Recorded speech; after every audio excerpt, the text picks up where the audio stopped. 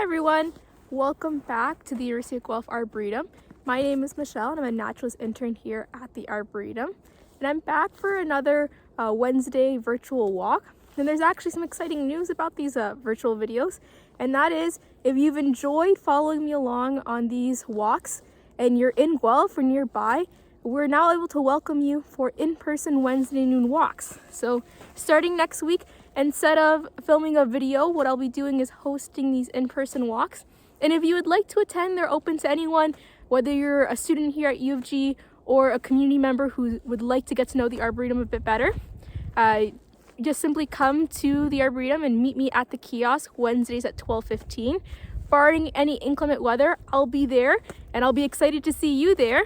We do have a couple COVID protocols right now to keep everyone safe. So we ask all the participants to fill in a COVID screening form found on U of G's website. I'll link to that. We also ask participants to bring proof of full vaccination and wear a mask throughout the walk. Right now we're recommending medical style mask for everyone. So that's really exciting. We've been really, well, at least I've been having a lot of fun filming these walks and hopefully getting you guys engaged in nature virtually. But I'm also really excited to be able to see people in real life on these Wednesday noon walks. So looking forward to that next week. As for this week, it's snowing a little bit. It's kind of a quieter afternoon, but I'm sure we'll definitely see something. My plan for today's walk is taking a stroll through the Wild Goose Woods, and especially the beaver pond, or the pond in Wild Goose Woods. We've given it the nickname of beaver pond because beavers used to be, or at least every now and then they move through it. So let's get at it and let's take a stroll through the Arboretum and see what's happening. So walking down the main Arboretum promenade, I'll be quiet for a second, you can hear him.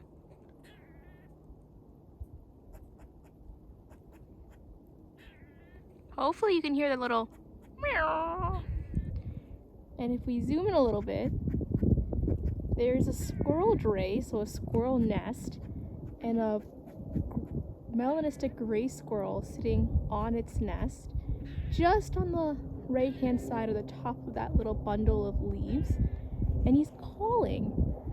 And this is one of those interesting moments that I get to experience quite a lot whenever I go out into nature. And that's coming across a really interesting behavior that you've never seen before, and it kind of puzzles you. So I'm looking at this gray squirrel, this melanistic gray squirrel right now, and I can't see any predators around. So at first I thought maybe he's angry at something. Squirrels do a really good job of being dramatic. When they see a predator, they often start chittering and chattering. Sometimes they get a little territorial around each other and they'll start chittering and chattering around them. And I can see other squirrels around, definitely. So maybe this squirrel in his nest is a little unpleased that there are so many other squirrels around him. Oh, I lost the nest. Oh, there we go. Yeah, so he's even looking at the other squirrels that are approaching the nest. I believe we are getting close to breeding season for squirrels. They breed at multiple times of the year, and one of them happens to be in the winter time. So maybe this is some type of courtship action or territorial calls.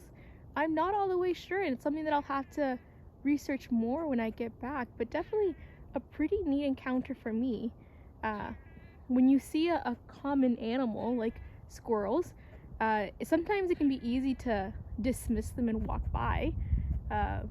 But if you pay attention to the really common animals in your area, you're bound to learn something, because you can see them so often. You can learn what's typical for a squirrel and maybe what's something less common. So I can definitely say seeing a squirrel up in its dray, I don't see very often. Usually if they're in their dray, they don't let themselves be seen too well. But also seeing a squirrel in its dray calling, the closest I've come to seeing something like this is actually a young squirrel. At least I suspected it was a young squirrel making a whistling type call, and I assumed it was trying to call back its parent. So really neat behavior that I just got to observe. Oh, there it is, kind of popping itself out a bit more. One thing you'll notice as we walk through Wild Goose Woods is that any fallen trees get left behind. So when a tree falls over in Wild Goose Woods, we don't really step in and remove it. What we'll do is we'll step in and make sure that the trail is clear and safe for people to use. But we don't remove any of the fallen logs really. And that's because they still have important work even though they're dead. So for example, here, there's kind of a bushy pile of dead branches. And most springs and summers will see house wrens popping around in here. It makes excellent cover for those little birds. These dead branches are making good habitat for wildlife.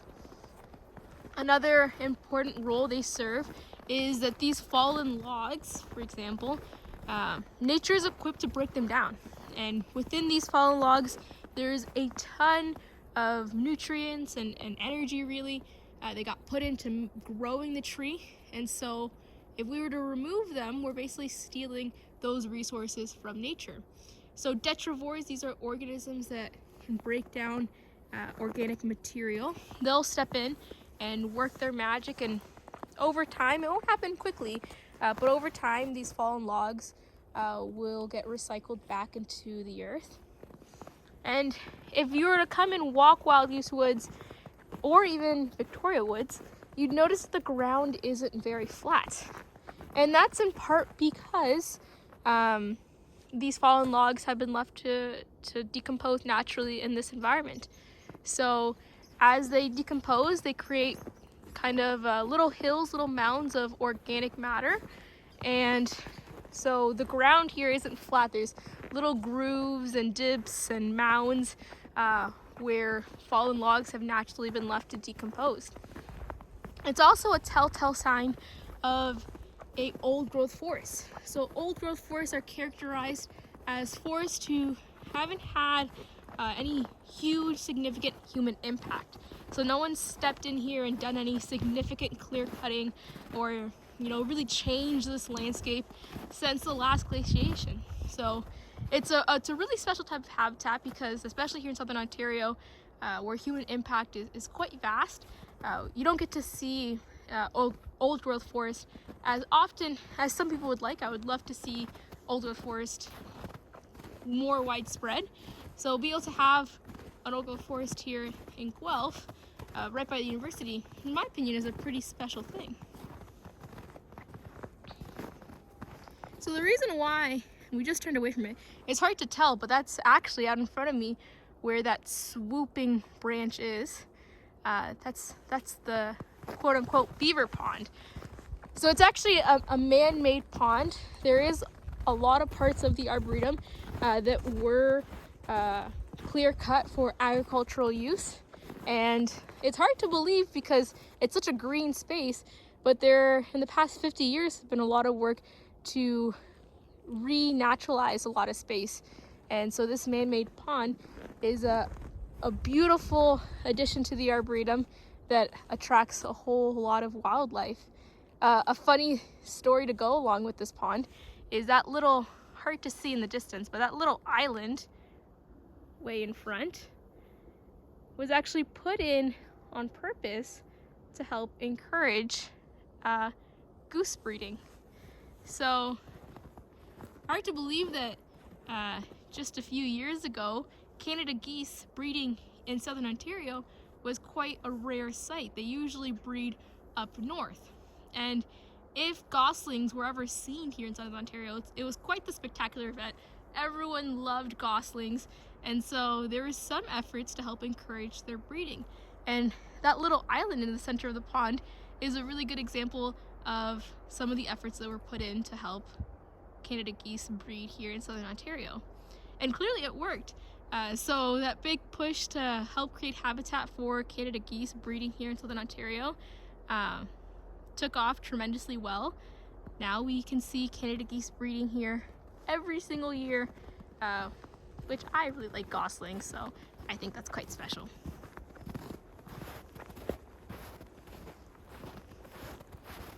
to many people's disappointment, the beavers that left their mark in this area haven't been spotted for, I think, well over a year. But for any of you who visited the Arboretum during their peak, they kind of came by here, chewed things up. If we take a look at a lot of the trees around the pond, we can see gnaw marks. They faded away as the time has gone on. The trees bounce back where they've fallen over. So they came by here a little bit destructive, just like beavers are, left their mark. And I've heard, my understanding is, that beavers really like poplars. So they came by and it seems like they ate all the food they wanted to eat, and they kind of use this habitat just as a transition habitat. They're on their way somewhere else. And so they came, stayed for a little bit, and now I hope they found a nice, beautiful habitat for them to live in. They may be in our nature reserve that's just across the road. The nature reserve isn't open to the public. It's meant to be a very natural space with very little human impact. And so people aren't allowed to go in it. There's some research projects that go on in there. But maybe the beavers made their way over to the nature reserve and are living their best life across the road. So even though it's a pretty still and quiet afternoon, there are a few things that I can keep an eye out for. Ooh, another squirrel. There he goes, leaping and bounding through the trees. I always find it really impressive when I see them jump from tree branch to tree branch. But anyways, there are a few things that I can keep an eye out for, and an ear out for really, as I'm taking a walk, and help me give some type of indication on what critters are hanging around. So one thing I will usually keep an extra close eye on is the trees. And I'm usually looking up at the trees to find birds, and believe me, even today, I'm looking for birds. But I'm also looking for porcupines. So now that the deciduous trees have really dropped their leaves, you can get a really nice look into the tree branches. And you'll oftentimes see old squirrel drays. So those are messy bundles of leaves and twigs, and they always confuse me. I always think I'm looking at a porcupine, and then I get a better look and I realize it's a squirrel dray. So you'll oftentimes see squirrel nest, but now that there's less foliage in your way, you might have a better chance of seeing porcupines. So as I walk through Wild Goose Woods, I usually keep a really close eye out and cross my fingers that I'll see a porcupine.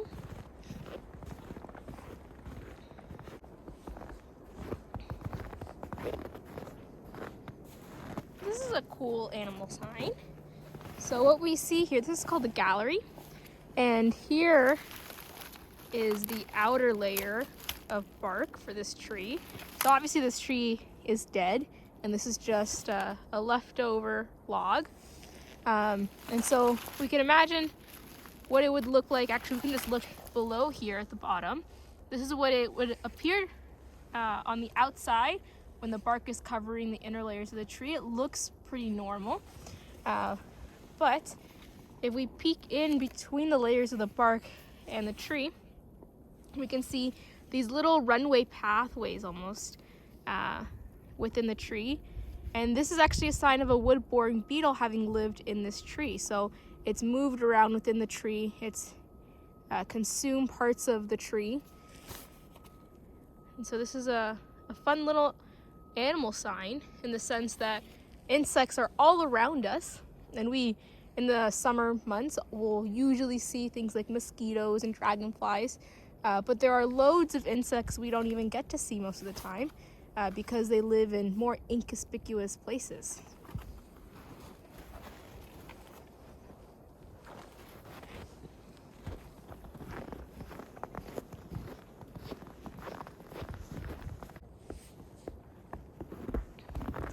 One of the things that I really love about fungi is the many diverse roles they play in an ecosystem. So typically at this time of year, fungi aren't very active.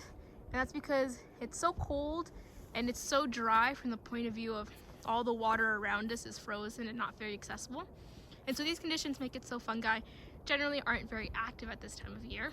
There are a few really cool exceptions of fungi that are active in the winter months, but I don't believe we have any of those here in Guelph. But what we can see here is black knot fungi, and this is the native fungi. And so when we take a closer look at all the different roles that fungi play, there are some fungi that are detrivores. They help break down organic matter and recycle nutrients, a super important role in an ecosystem. Without them, those nutrients would be locked, and it would almost be a waste, all that energy that went into growing trees, and then the tree dies and that energy and resource just gets locked away forever. So detrivores are incredibly important to help recycle those resources. There are fungi that work to help other organisms. They create partnerships.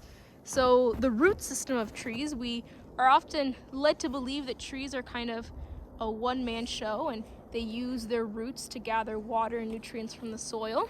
And that's a half-truth. So they don't do it alone. Most trees really have partnerships with fungi, and fungi will help shuttle nutrients to the roots, and the tree will pay that fungi back with sugars they make by photosynthesis. So that's a really cool partnership that some fungi enter. And then you see kind of the opposite example. This black knot fungi is a parasite. So what it's doing is it'll, from basically where you see the fungi and down, it will typically kill that part of the tree. Now it is a native fungi, so that means our native trees have evolved with it and they're equipped with their own mechanisms to kind of handle the fungi. It'll won't typically kill the entire tree. So if we follow this branch back to this healthy, nicely matured tree, it's not fully grown, it's still small and young, but it'll probably keep growing and do just fine with the fact that there are some patches of black knot fungi. So it's really cool to see all these different partnerships and roles that fungi can enter in an ecosystem. Now, the black knot fungi only affects trees in the cherry family, and that's another thing you can do in the winter. So I've spent a good chunk of this walk being really attentive and looking for a porcupine. And animals tend to be really flashy, charismatic things to look for in the winter time. And even though I search really hard, I know that there are so many parts of the Arboretum that are good habitat for porcupines. I know they're here, and there's a good chance that I simply walked right past one because they're so still during the day. Typically, they're just like little small bundles of quills in a tree. It's really easy to walk right past one without realizing. So another thing you can do, plants are usually fairly reliable, and in the winter you can actually take up winter tree ID. And that's kind of a daunting notion. I know personally for me, when I first heard of this, I almost didn't believe that people could ID trees without leaves. And it's a pretty cool skill, so it's something I'm working on. What you basically look to do is you study the tree in multiple contexts. So you look at the bark and its color and texture, appearance, and you look at the ends of branches at the twigs. Let's see if we can make this focus. It doesn't want to. Hopefully you can see that clearly, but you can see the buds here at the end of these twigs. And so by studying various components of a tree, you can actually work towards identifying that tree. So it's a skill that I don't have down all the way, but if you're bored at home and trying to keep yourself safe and social distance, you can definitely visit your local green space and try studying some of the trees in there and see if you can pick up some winter tree ID skills. If you make your way down to the Arboretum, it's a lovely place to learn your tree IDs because we have those little tree markers that identify a lot of the trees in our collections. So it's kind of a cheat sheet, but really awesome way to learn your trees if they're already identified for you.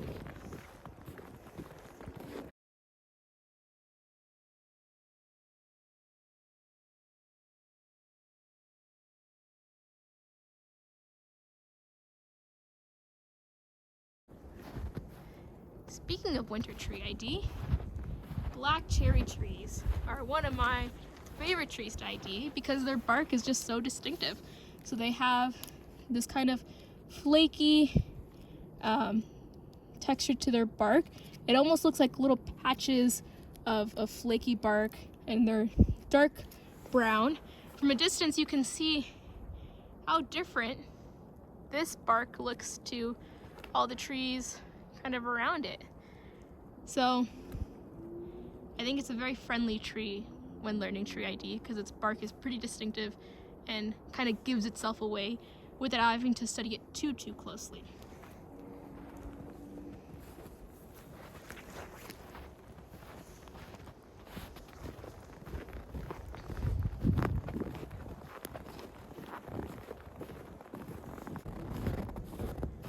So we've made it to another one of our boardwalks.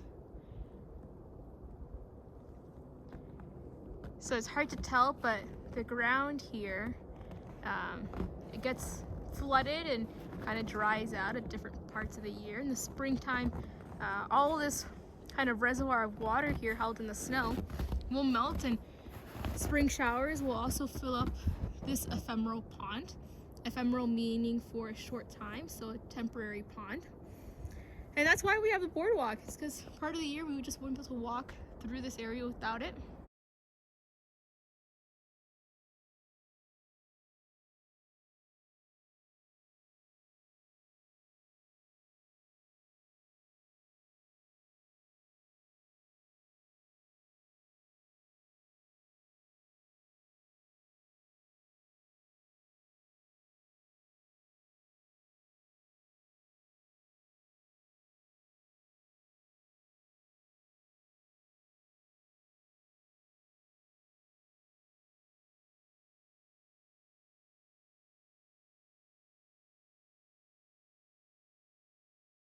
So now we've made it all the way through Wild Goose Woods.